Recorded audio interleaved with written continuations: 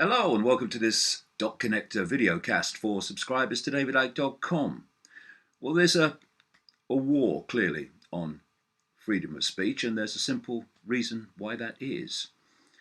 When you are engaged in a perception deception, which is what the conspiracy to direct human society into a very dark and dangerous direction is all about, it's perception deception. You can't control people physically in terms of 7.5 billion currently, because there's not enough of you. So what you do is you control their perceptions of reality, and thus they see the world and see themselves in the way that suits what you want to do. And to achieve that, you have to control the information they receive, because people make their perceptions from information in the form of a personal experience or the 10 o'clock news. And of course, it's the 10 o'clock news symbolically where most people get their information from which they come to their conclusions and develop their perceptions of reality and what the hell's going on. And what's happened over the last decade, 20 years, particularly the last 5, is that more and more people have looked at other ways of seeing world events. Thanks to the alternative media, the genuine alternative media, there's much of it that isn't, but the genuine alternative media. And they've begun to see that these other ways of looking at world events make far more sense than the official fairy tales and narratives. And so to deal with this, we have Google, Facebook, and endless other expressions of this suppression of the free flow of information, suppressing these other ways, these other angles in terms of explaining what is happening in the world. But I've said many times recently, for good reason, we live in a post-fact society where facts don't matter, just emotion, slogans, and everyone must say and believe what I do, otherwise you're a Nazi, or whatever other abuse I can come up with. Whether you are factually accurate is irrelevant to all that. It's a post-fact society. But those of us who are challenging official narratives, and yes, fairy tales, most of them, must do it by refusing to bow to the post-fact society and just put facts in front of people for them to reach their conclusions about whether they believe they're facts or what it all means. And there has been some encouragement this week with 2 stories. One, the 16th anniversary of 9/11, and the other, the latest developments in the investigation into the former Prime Minister of Britain, Edward Heath, who I named in a book, The Biggest Secret, in 1998 as a Satanist and child abuser.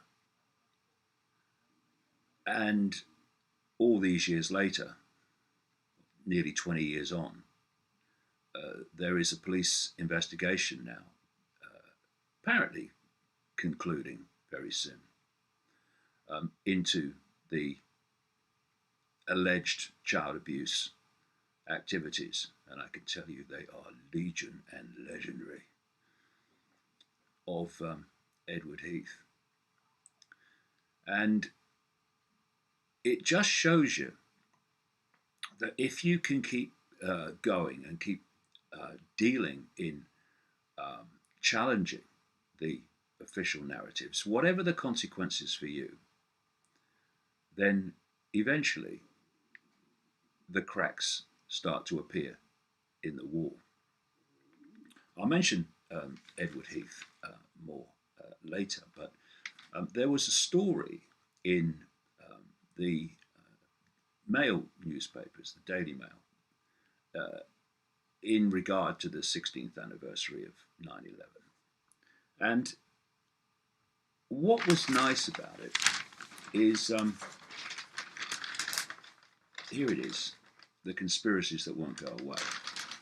What was nice about it, and it's all you really ask, is that it was a balanced assessment and reporting of some of the things that are said that challenge the official narrative of 9/11. It's written by a journalist called Sue Reed, and it's easy and most of the time absolutely right to dismiss mainstream journalism as just a mouthpiece for the system in all its forms, which it is. But Sue Reed is an investigative journalist who's done some absolutely superb exposures of, for instance, the state stealing of children through deeply corrupt social services, stealing of children from loving families on for spurious reasons and excuses.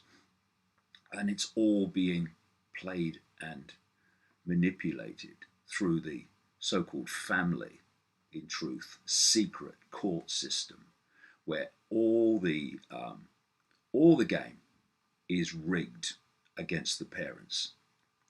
So I hold my hand up to Sue Reed for that excellent journalism.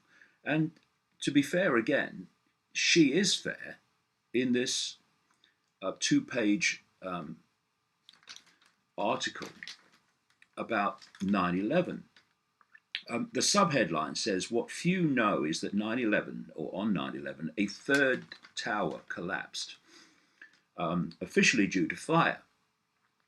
But a new academic study says that was impossible, fueling the wild claims, the US orchestrated the whole atrocity." Well, yes, it did, and it wasn't only the US either. It was a web of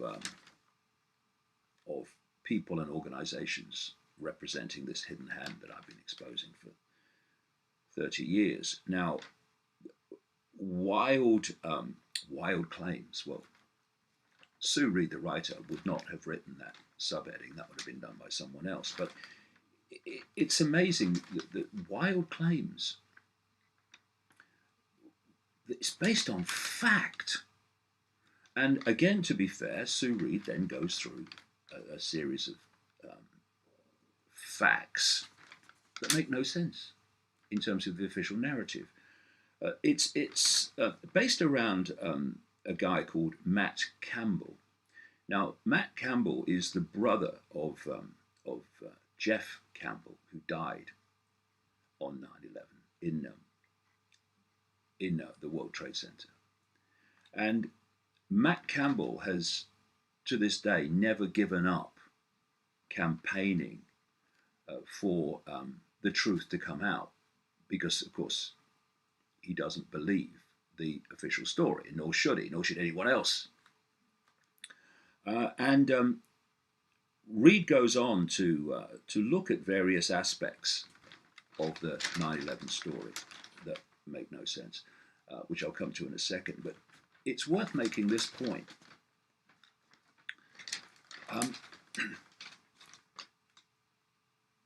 One of the biggest scandals of the whole 9/11 story is that the mainstream media has not investigated, unbiasedly investigated, or challenged the official story of 9/11 in the now 16 years since it happened.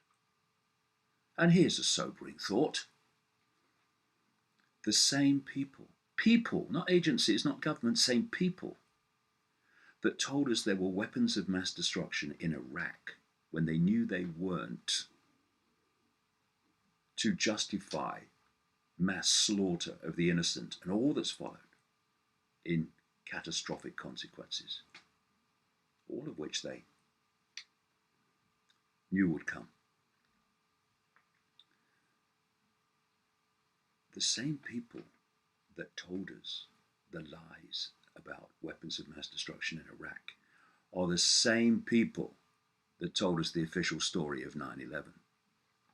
And yet, the media now accept, because they've got no choice, even though they didn't challenge it at the time, that they were lied to about weapons of mass destruction in Iraq, but for 16 years have not challenged, questioned, or unbiasedly investigated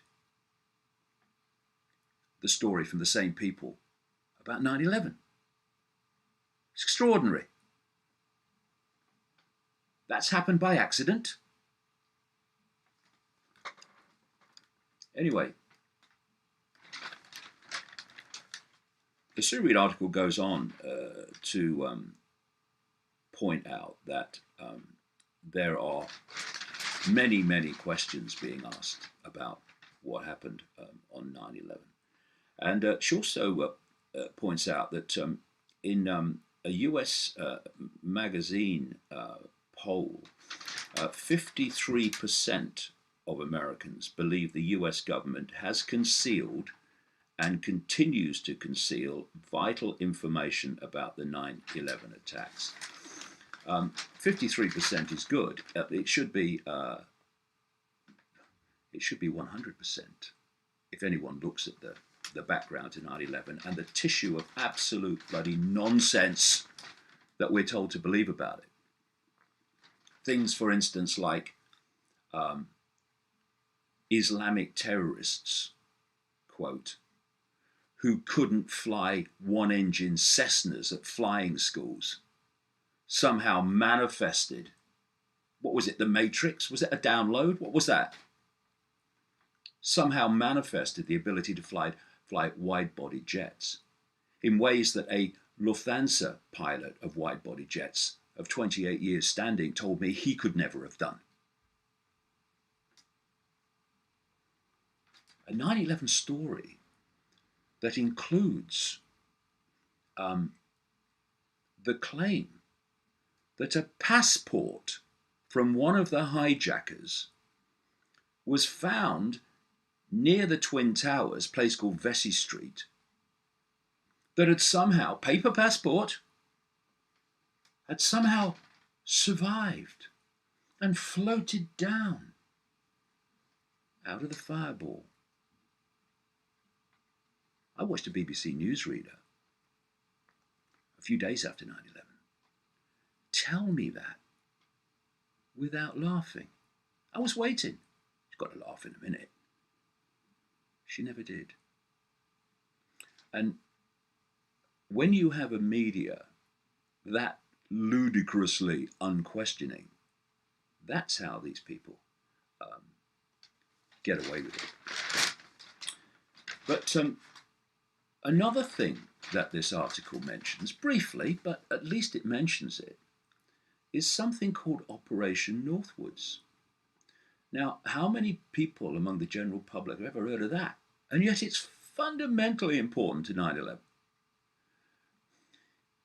In the 1960s, during the Kennedy assassination, apparently Kennedy put an end to it. But anyway, this is what was planned. and this is from the official record. This is not a conspiracy theory. This is from the official record. The Joint Chiefs of Staff that officially run the Pentagon put together this plan to justify an invasion of Cuba to remove Castro. And what it planned was terrorist attacks in America, which they would do, the Pentagon, and then blame them on Castro. And here's the big, and of course that's what's happening now all over in Europe and wherever, to justify outcomes and push the world in a certain direction, more and more control, more and more surveillance, and what have you, more and more police military state. But the big connection from Operation Northwoods to 9/11 was the plan to have aircraft painted in the colors, CIA Pentagon aircraft, painted in the colors of a airline that had a flight path across Cuba. They would then, and this is the wording of their documents, they would then put carefully selected passengers onto the plane of an airline, and it would take off. It would then fly over Florida, and a drone aircraft, unmanned drone aircraft of the same type, painted in the same colors, would take off from Elgin Air Force Base and would then close in on the official flight aircraft, take over its place on the radar. The plane that took off from the airport with the passengers on would then be landed at Elgin Air Force Base, and the passengers would be dispersed because they were all in on it. How long they would live after it is another thing. And the drone aircraft, now apparently the real plane, would be flown over Cuban airspace and would be destroyed by radio signal, and a bomb on the plane would blow it up. And it would be blamed on Cuba to justify an invasion to remove Castro. Now, that was in 1962. What technology do they have today? And this is why there are so many questions and so many things that don't add up in terms of the planes that took off being the planes that hit the buildings. You have a tissue, a absolute library of lies, one after the other, none of which add up. If that's true, that can't be true. If that's true, that can't be true. And 16 years later, we're still waiting for a mainstream investigation to expose those very easily exposed lies. The article also talks about the Twin Towers, how they came down, because again, the official story makes no sense. And it talks about firefighters who described how they heard explosions, bang, bang, bang, bang, bang, bang, bang, as the buildings were coming down. And the idea they came down with fire makes no sense through the laws of physics. And now we have, because this other building that is mentioned here, Building 7, was a much smaller building, but within the World Trade Center complex. And it was not hit by a plane. And it came down hours later, after the others did, in the afternoon. And it came down quite blatantly as a controlled demolition, just like the other two did. And in the version of this videocast that's on davidicke.com, I put with it a comparison of this Building 7 coming down and a controlled demolition that you see all the time when these big buildings are brought down to fall on the ground that they're standing on. And they're mirrors of each other. It's a controlled demolition. And as this story points out, we now have the Alaskan University engineers, led by a guy called Dr. Leroy Halsey, chair of the university's Civil and Environmental Engineering Department. They've done, I think it's a 2-year study, and it's ongoing, into Building 7, and looking at the official story that fire brought it down, brackets, ludicrous. And they've concluded, quoting him, "Fire did not and could not have caused the failure of this building."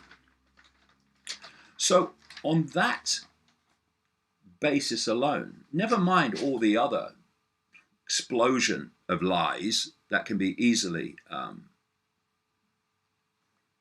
taken apart, and I did a long time ago.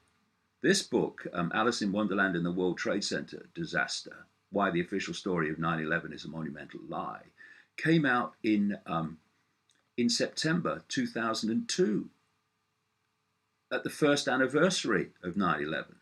Not the 16th, the first, demolishing the official story of 9/11. And another book, The David Icke Guide to the Global Conspiracy, took it even further a little later on. And so you have this one area alone, Building 7, that is a blatant, provable now with this study, lie from those that told us the whole official story of 9/11. The same people that told us the idea there was weapons of mass destruction in Iraq. I mean, hello? No wonder the system and its arms like Google, Facebook, etc., want to are now systematically suppressing information that challenges the official stories. YouTube too, owned by Google, same thing. And it's also kind of worth mentioning that this Building 7 was reported by the BBC in a live interview with a reporter in New York to have fallen when it was still standing behind her. And, you know, people say, well, you know, are you saying the BBC made it up and it was a conspiracy by the BBC? Someone got the script in the wrong order, and something was released before it should have been. And therefore it was reported that Building 7 had collapsed when it was still standing behind her, and collapsed shortly afterwards. The script just got a little bit out of sync there. Not to do with her. She's reporting what she was told was happening. She just didn't understand the skyline of New York. But this is what you're dealing with. Why did the BBC, when that happened, not go back and say, hold on a minute? How come we reported a building came down when he was standing behind it? What was going on? Where did you get the information from about the building had come down? No, none of that. Because they're not journalists. They're repeaters of the official story of everything.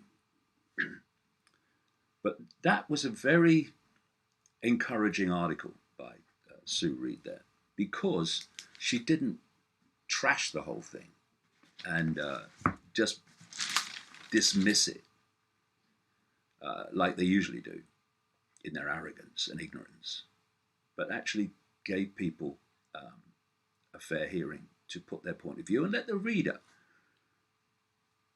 reach their conclusions. You know, this is a revolutionary thing, isn't it? How will we survive? A revolution of journalism where people's opinions are unbiasedly reported, and the reader or the viewer or the listener then makes up their own mind what they make of it. But that's not what you get. And this is one of the big things that the alternative media has contributed to changing public perception to the point where they're willing in ever greater numbers to look at the at another way of seeing the world. It's not the pictures or the images, moving or still, that direct your perception. It is the voiceover and it is the caption. Because what's happening is the voiceover and the caption are telling you what to make of the images you're looking at. And this repetition of here's the images, this is what is happening, this is what it means, this is who did it, become a programming operation through pure repetition, the greatest forms of programming, repetition. And what the alternative media has done is basically say, hey, same pictures, there's another way of looking at this. What if you look at it from this angle or from this background? And people are going, actually, that does make more sense.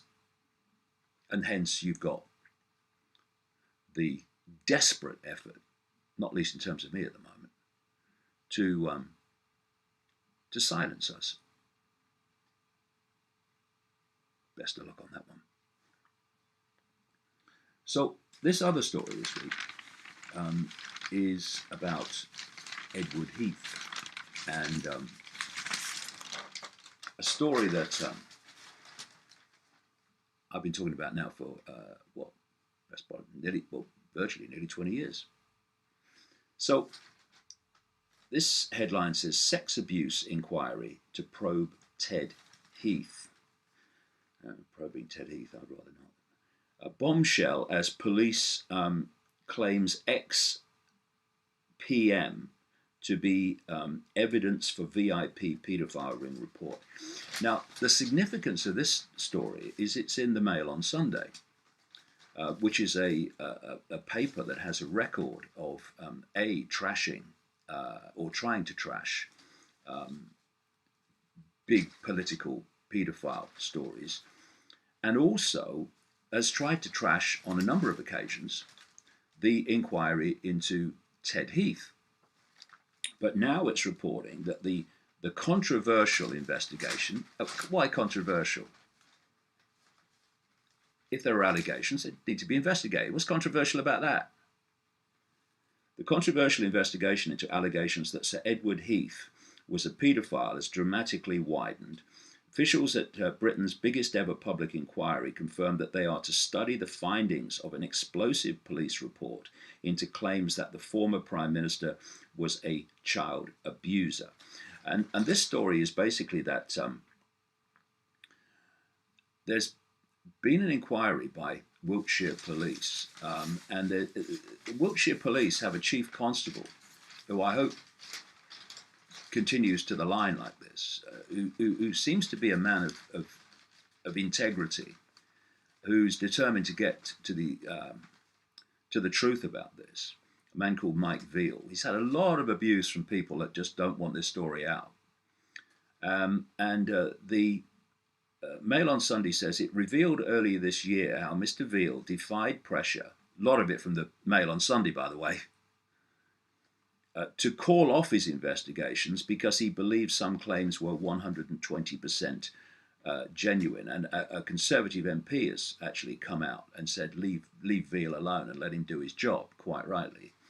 And what this story is saying is that this police report is being handed to the overall investigation into political paedophile activity and other areas of child abuse, which is being led by a lady who called Alexis J, who I have more confidence in than the previous ones. The previous ones have been Baroness Butler Sloss, Dame Fiona Wolf, and then someone from New Zealand called Judge Dame Lowell Goddard, all of which were either completely